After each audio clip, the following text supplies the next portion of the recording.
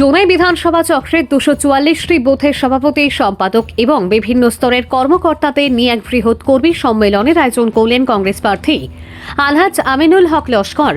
বাঁশকান্দি ও Sonai block কংগ্রেসের যৌথ উদ্যোগে আয়োজিত এই সম্মেলনে ব্যাপক সাড়া পড়ে।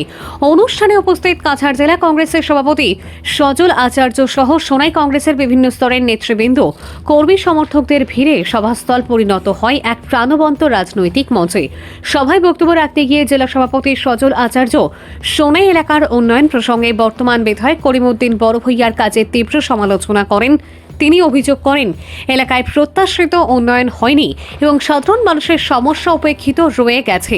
অন্যদিকে কংগ্রেস প্রার্থী আমিনুল হক লস্কর তার বক্তব্যে বলেন, দলগত 2 বছরে আমার উপর যে দায়িত্ব অর্পণ করেছে আমি তা নিষ্ঠার সঙ্গে পালন করেছি। তিনি আরও অভিযোগ করেন, বিরোধী এজিপি প্রার্থী সম্প্রতি দলীয় টিকিট পেয়ে সাম্প্রদায়িক রাজনীতিতে লিপ্ত হয়েছেন। বর্তমান বিধায়কের সমালোচনা করে তিনি বলেন, উন্নয়নের কাজ ছেড়ে তিনি দিল্লি দিশপুরের সরকারের চামচাগিরিতেই বেশি ব্যস্ত ছিলেন। একই সঙ্গে তিনি কর্মীদের উদ্দেশ্যে আহ্বান জানান, ঐক্যবদ্ধভাবে কাজ করে আসন্ন নির্বাচনে কংগ্রেসকে জয়ী করতে হবে। আজকে আমরা মূলত ওয়ার্কার্স মিট ছিল সোনাই 244টা বুথের বুথ প্রেসিডেন্ট, বুথের জেনারেল সেক্রেটারি, মণ্ডলের প্রেসিডেন্ট এবং মণ্ডলের ভাইস প্রেসিডেন্ট, মণ্ডলের জেনারেল সেক্রেটারি, ব্লকের প্রেসিডেন্ট, ব্লকের ভাইস প্রেসিডেন্ট, ব্লকের জেনারেল সেক্রেটারি, আর সোনাই সমষ্টির অন্তর্গত শিলচর জেলা কংগ্রেসের যারা পদাধিকারী আছেন এদেরকে নিয়ে, আর যত পিআরআই মেম্বার আছেন ইলেক্টেড, জেলা পরিষদ, এপি সদস্য, পঞ্চায়েত, এদেরকে নিয়ে আজকে এবার মূল সভাটা ছিল। আজকে কংগ্রেসের যে সোনাই যেটা কংগ্রেসের দুর্গ, আর এটা আজকের যে ওয়ার্কার্স মিট থেকে বোঝা গেছে যে প্রত্যেকজন কর্মীরা একজনও কোনো শারীরিক অসুবিধার কথাও কয়েও একজনও অ্যাবসেন্ট করেনি, সব প্রেজেন্ট হয়েছে। তাদের লক্ষ্য একটাই যে আগামী যে নির্বাচন হবে ওই নির্বাচনের দলের প্রার্থীকে নির্বাচিত করা, তাদের একটাই লক্ষ্য। আজকে যেটা বিজেপি যে 5 বছর যে কোনো কাজ করেনি এবং বিজেপির যেজন সমর্থিত এজিপির প্রার্থী যিনি সোনাইয়ের বিধায়ক ছিলেন ওই করিমউদ্দিন বড়ভূঁইয়া গত 5 বছরের ভিতরে 4.5 বছর উনি কোনো কাজ করেনি। একবার দিল্লিতে দিশপুরে ছিলেন, শুধুমাত্র ওনার একটাই কাজ ছিল যে টক শো করা। আমাদের মুখ্যমন্ত্রী যে সুতলিপি দিতেন ওই সুতলিপি নিয়ে উনি টক শো করতেন। আজকে সোনাইয়ের মানুষ ওনাকে যে প্রত্যাখ্যান করেছে এটা উনি বুঝতে পেরেছেন, এর জন্য উনি এজিপির টিকিট নিয়েছেন। উনি ইউডিএফের ক্যান্ডিডেট ছিলেন, 72,000 ভোটে জিতেছিলেন। ইউডিএফ দলে কী ভুল কাম করলো যে ইউডিএফের দলের টিকিটটা নিয়ে উনি খেলছেন না।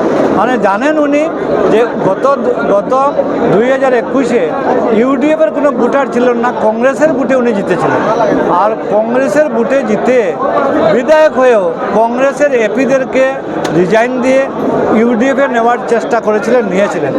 এর জন্য ওই ক্ষোভটা কংগ্রেসি ভোটারের মনে আছে। এর জন্য এইবার আপনার কংগ্রেসের প্রার্থী আমি আছি, দল আমাকে ক্যান্ডিডেট করেছে। আপনারা দেখবেন শুধুমাত্র নির্বাচনের অপেক্ষা করতেছে ভোটাররা, দলীয় কর্মীরা। ভোট আসলে প্রায় 1 লক্ষ ভোটের বেশি পাবো, আমি 1 লক্ষের অধিক ভোট পাবো। কারণ কংগ্রেসের দুর্গ যে একটা সোনাই, গত লোকসভা ইলেকশনে এটা বোঝা গেছে। সূর্যকান্ত সরকার ক্যান্ডিডেট ছিলেন, হেরেছেন, কিন্তু সোনাইতে 94,000 ভোট পেয়েছেন।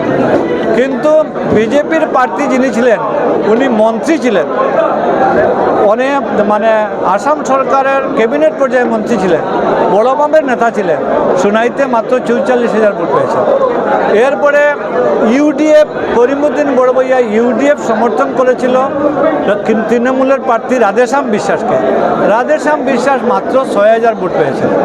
এতে বোঝা যায় কংগ্রেসের ইউডিএফের স্থিতিটা সোনাইতে কোন জায়গাতে আছে আর কংগ্রেসের অবস্থাটা কোন জায়গাতে আছে। এর জন্য এইবার সূর্যকান্ত সরকার যদি 94,000 ভোট দিয়েছেন কংগ্রেসীরা, আপনারা দেখবেন আমার ভোটটা 1,10,000 উপরে যাবে, হয়তো 1,20,000 উপরে যাবে। দেওয়া হয়েছে। আজকে আমাদের মুখ্যমন্ত্রী বলেন যে আমি মুসলমান বিরোধী নয়, আমি মিয়া বিরোধী। তাহলে দিন আর মতো মিয়া নাই, উনি তো গড়িয়া, তাহলে গড়িয়ার নাম কেন বরদাস্ত করতে পারলেন? আজকে বিপ্লব শর্মা কমিশন বলছে, আজকে যেটা আমাদের আসাম সরকার, যেটা মানে আসাম একটার সহায়তারা অনুচ্ছেদ খিলঞ্জিয়া সম্বন্ধে একটা কমিটি করেছিল বিপ্লব শর্মা কমিশন। বিপ্লব শর্মা কমিশনে রিকমেন্ড করেছে যে শিলচর মেডিকেল কলেজের নাম মইনুল হক চৌধুরী নামে করা হোক। আমরা শিলচরের মানুষ অপেক্ষা করতেছি।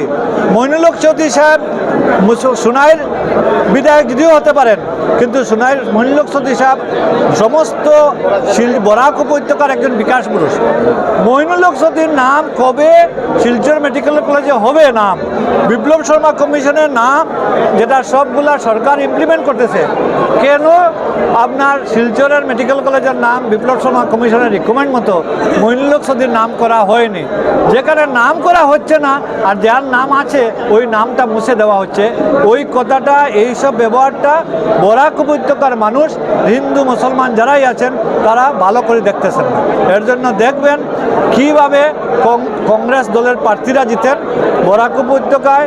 আপনারা দেখবেন কংগ্রেস দলের প্রার্থী আজকের দিনে নির্বাচন হলে 9 জনের উপরে জিতে।